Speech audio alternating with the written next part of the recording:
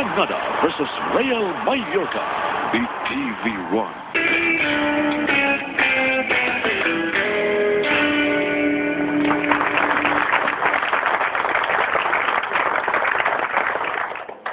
Bung Mursidi sudah bergabung bersama kami di sini. Beliau adalah loper koran yang rajin menulis.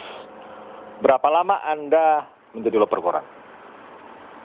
Enggak cukup lama, cuma 2 tahun. Cuma 2 tahun. Itu pun mungkin kecelakaan sejarah mungkin. Istilah Anda kecelakaan sejarah. Bagaimana ceritanya? Jadi setelah saya nganggur 2 tahun setelah lulus SMA, saya kan di jalanan di sana. Di sana itu di mana? Di kampung. Kampungnya di mana? Lasem. Oh gitu. Lasem itu di Jawa Tengah. Iya. Dia tinggal di jalanan. Cuma kadang-kadang kalau ada bongkaran kayu ikut. Terus saya punya 4 temen. Satu udah jadi tentara, satu mau ikut bapaknya jadi sales, yang satu itu mau balik ke Surabaya. Tinggal saya sendiri. Waktu perpisahan itu saya mikir, orang-orang sudah menempuh jalannya sendiri, teman-teman sudah memenuhi jalannya sendiri. Terus saya mau jadi apa kalau saya nggak pergi gitu. Nah, saya pergi ke minta sama ibu saya restu untuk kuliah ke Jogja. Karena waktu itu ibu saya dalam kondisi keuangannya lagi agak kurang baik. Tapi begitu 1 bulan mau masuk kuliah, ayah saya sakit. Ibu harus ngerawat orang tua, kakak saya juga sakit. Akhirnya tidak ada pilihan lain. Waktu itu saya kemudian dengan kerendahan hati saya nelpon ke rumah. Saya bilang sama ibu, Bu, ini katanya ayah sakit. Iya. Terus gimana kondisi saya? Kalau bisa kamu pulang. Rasanya berat, kan ibu saya bilang gitu. Saya mikir, enggak Bu.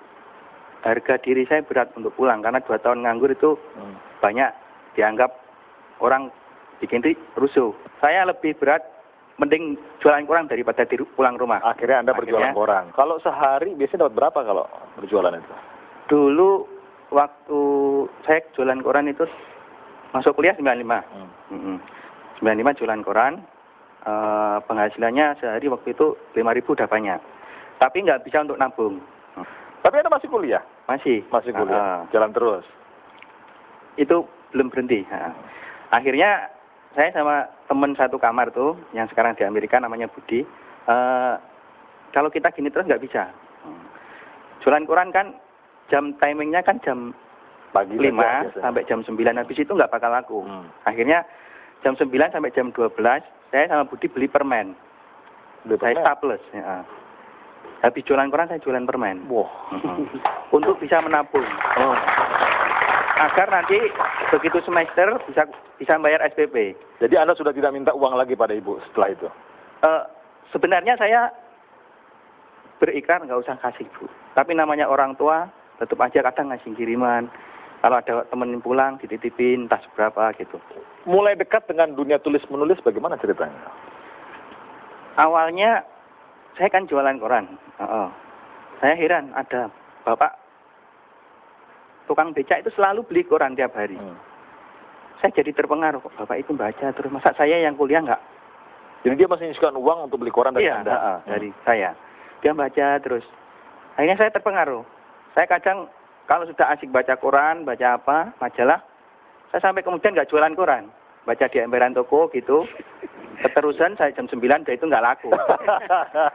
Terus diapain koran kalau nggak laku gitu? Saya kan balik. Setelah itu Anda melihat sang tukang becak, lalu apa? Ya saya baca-baca koran, ternyata ada mahasiswa yang bisa menulis gitu. Saya kalau ini bisa, masa saya nggak bisa kan gitu. Anda juga mahasiswa? Iya.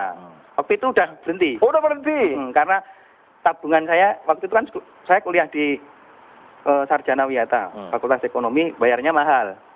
Saya nabung, nggak kuat bayar SPP. Akhirnya Anda drop out. Saya keluar. Saya bohongin ibu saya, Bu, saya cuti. Padahal hasilnya nggak bisa. Kalau ibu Anda dengar ini gimana ceritanya? Kayaknya enggak. Kemudian Anda belajar tulis menulis? Akhirnya karena saya teman-teman sama kuliah, saya nggak kuliah sendiri. Akhirnya saya habis jualan koran, saya ke perpus gitu. Saya kadang nongkrong di Malioboro, nggak pulang, bawa buku gitu. Tulisan pertama yang Anda buat termuat di mana? Sebenarnya saya awalnya tertarik sama cerpen. Sampai sekarang saya juga nulis cerpen, nggak resensi aja. Tapi begitu saya nulis terus sampai 1 tahun nggak ada yang dimuat. Ada temen kemudian bawa buku baru, resensi kan buku baru. Itu buku apa? Buku baru. Waktu itu novelnya satu hari di Jogja. Saya pinjem. Enggak, saya juga pinjem mau saya buat resensi. Saya tanya resensi itu apa? Dia jelasin. Akhirnya saya paksa. Sudah saya pinjem sehari atau 2 hari. Saya pinjemlah 2 hari. Saya buat di rumah. Anda nulis. Terus? Saya kirim. Di koran. Dimuat. Berapa dapatnya? Waktu itu 20. 20.000. Di Kedaulatan Rakyat. Lumayan. Itu pun ceritanya lucu. Karena saya dimuat pertama, begitu senengnya, teman yang satu kampus ada nongkrong di depan kampus itu, saya ajak. Ayo makan. Di Kopma, IAIN. Waktu itu semua kalau nggak salah sekitar 8 atau 9 ya. Nggak ada yang makan tapi rokok, snack. Akhirnya duit 20 itu nggak cukup. Karena habisnya 22. Terus yang 2.000 yang nomboi. Iya. Siapa yang bayarin? Akhirnya saya sendiri.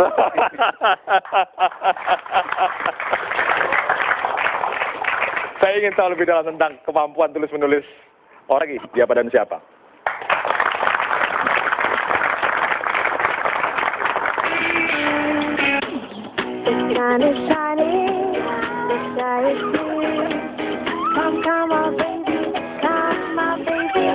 Kini ia memang terlihat sudah besar, namun kulitnya masih rentan, 3 kali lebih tipis dari kulit dewasa. Baru Johnson's Baby Bath teruji secara klinis ekstra lembut untuk kulitnya.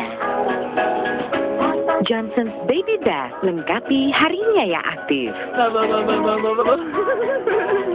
Dari daun teh asli dan rasa lemon yang menyegarkan. Lipton Lemon Ice Tea baru tersedia dalam kemasan paket praktis.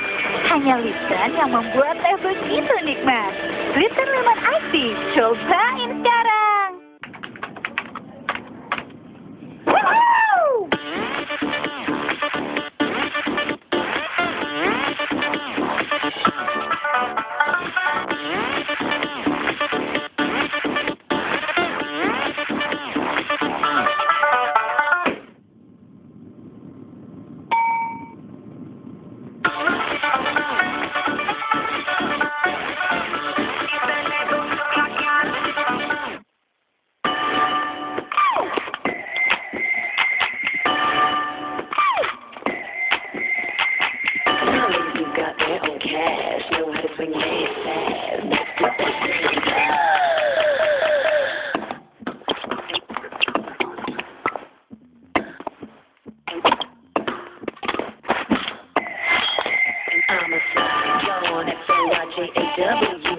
Adidas Body Spray.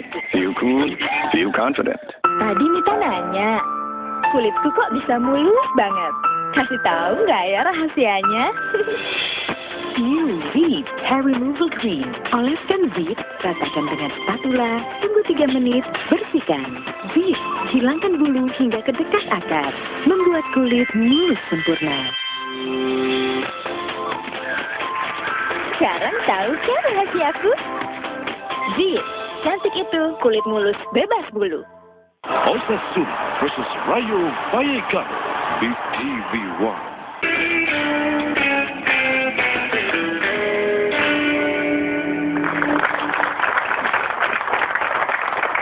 Kembali di Apa dan Siapa sebelum ngobrol dengan 2 narasumber yang sebelumnya dengan Mas Mursidi.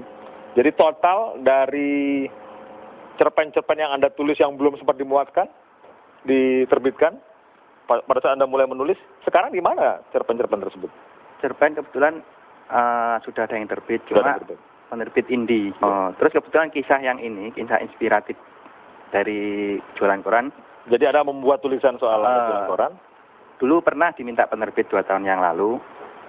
Awalnya judulnya Tidur Berbantal Buku. Jadi dulu saya kan memang otak saya nggak cerdas. Otak saya nggak cerdas. Sekarang cerdas gitu ya? Dulu nggak cerdas, sekarang cerdas. Tetap aja nggak cerdas. Anak orang nggak mampu, ya nggak ada kelebihan gitu loh maksudnya. Jadi kalau lahir kita itu banyak memiliki kekurangan. kita harus menyiasati hidup ini gitu. Tapi Tuhan sama, semua ngasih orang sama, waktu 24 jam. Nah, akhirnya saya mencuri dari situ. Saya harus mengurangi tidur. Itulah kisah. Akhirnya buku di situ tulisannya masuk ke kepala gitu. Alhamdulillah. Itu yang siap terbit dengan bantal itu. Tapi penerbit nganggap saya nggak punya nama. Setelah 1,5 tahun diterbitkan. Akhirnya mungkin saya belum dianggap penulis kan. Akhirnya saya rubah judulnya, Tidur Berbantal Koran. Kisah inspiratif dari seorang penjual koran jadi wartawan. Saya kirim 2 bulan yang lalu di penerbit Elek Media. Alhamdulillah sudah disetujui. Wah, luar biasa. Kita tunggu tanggal terbitnya. Bung Firdaus, ketika melihat bahwa dunia anak jalanan itu begitu kelam, jalan menuju kemudahan seperti Anda bertiga itu relatif berliku. Apa yang bisa Anda fasilitasi untuk mereka yang tidak seperti ini? Untuk kelompok target, itu kelompok anak jalanan sendiri, kita selalu katakan pada mereka yang datang ke tempat kita atau yang kita cari keluar, kemudian kita ajak ke tempat kita, there is will, there is way. Kalau ada kemauan, ada jalan. Kalau mau merubah nasib, melalui dunia pendidikan, salah satunya. Kita fasilitasi pendidikan. Kalau situasi seperti ini, rasanya anak jalanan sebaiknya jauh berharap banyak pada pemerintah lah. Karena justru solusinya ada di tengah masyarakat sendiri. Jadi kita dalam keterbatasan nggak boleh menyerah. Kalau kita selalu berharap dari program pemerintah, mungkin anak jalanan bisa sekolah nunggu lebaran kodok nanti. Kemudian? Tujuan negara dibuat adalah untuk mencerdaskan dan mensejahterakan rakyatnya. Tapi sampai hari ini, orang dalam perut, dari kandungan sudah kena pajak sampai dalam kuburan itu kena pajak. Kalau 3 tahun nggak dipajakin semua udah ditiban sama orang lain lagi. Tapi orang mau sehat susah. Orang miskin kalau sakit, jangankan yang sakit bisa sembuh, yang sehat pun ikut semuanya sakit. Keluhan inilah yang diperhatikan. Bung Mursyidi. Alhamdulillah, walaupun saya nggak mendirikan sekolah menulis, tapi banyak teman-teman yang mahasiswa itu mengirim lewat email gitu. Saya mengalami nasib seperti Anda, gitu. Menceritakan seperti saya mereka. Kuliah nggak bergantung sama orang tua. Ajarin dong menulis, saya ajarin. Kadang kalau mereka nggak punya buku, saya kirim buku baru. Saya kirim ke alamatnya. Tolong ini diresensi kalau memang kamu serius, gitu. Tolong kalau kamu memang bakat menulis cerpen saya ajarin, gitu. Cuma saya memang sampai saat ini pengen mendirikan sekolah menulis gratis, terutama yang bernasib dulu kayak saya. Tapi sampai sekarang belum terlaksana. Kenapa? Gak punya duit? Ya mungkin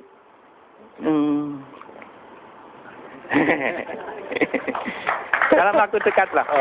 Karena konsepnya udah dirancang. Konsep sudah dirancang, tinggal yang mengeluarkan duit belum ada. Insya Allah kalau kemauan ada. Nah, itu dia. Kita sudah berhadapan dengan 3 orang yang luar biasa, yang sudah menunjukkan pada kita semua bahwa kelemahan pada saat kita kecil dengan keterbatasan uang, keterbatasan kesempatan tidak berarti membuat masa depan kelam. Karena semua kembali pada diri masing-masing. Kalau kita mau, kita akan bisa mengubah. Luar biasa bertemu dengan Anda. Anda bertiga membuat saya gemetar di sini dan mendengarkan cerita yang sangat inspiratif. Semoga kita semua mendapatkan manfaat di sini. Kita akan berjumpa lagi pada kesempatan apa dan siapa minggu depan. Sampai jumpa. Menjelang maghrib hujan tak reda, di budi murung menghitung laba, surat kabar sore dijual malam. Selepas kita melangkah bulan, anak sekecil itu berkelahi dengan waktu demi satu impian yang kerap ganggu tidurmu. Anak sekecil itu tak sempat nikmati waktu, dipaksa pecahkan karang lemah jarimu.